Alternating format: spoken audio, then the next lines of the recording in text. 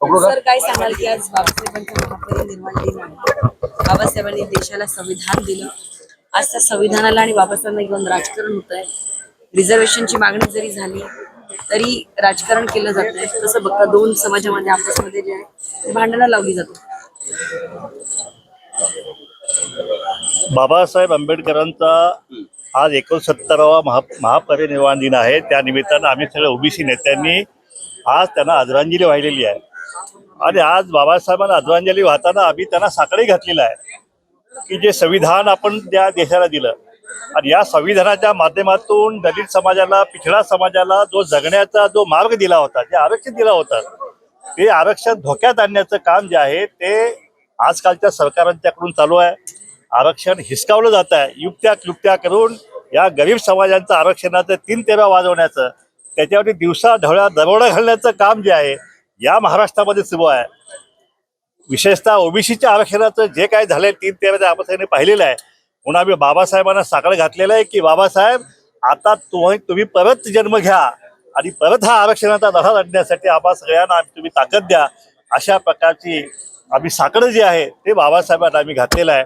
बाबासाहेबांचं एकीकडे बाबासाहेबांचं इंदुमिलचं स्मारक प्रत्येक वर्षी आम्ही वाट पाहतो हे कधी होत आहे. देशाचे पंतप्रधान मोदी साहेबांनी त्याचं कुदळ मारून 10 वर्ष झालेली आहेत. 10 वर्ष झालं हे स्मारक अजून पूर्ण झालेलं नाही आहे. अजून किती वर्ष वाट पाहायचं हे स्मारक होण्यासाठी. निधी कमी पडतोय असे मी ऐकतोय. मग लाडक्या बहिणीला निधी कमी पडत नाही, मग इथं निधी कसा कमी पडतोय हा माझा स्पष्ट सवाल आहे सरकारला. आणि कुठल्याही परिस्थितीत हे बाबासाहेबांचं हे स्मारक आहे, हे जगातील दलितांचं मान सन्मान करणारं हे स्मारक आहे.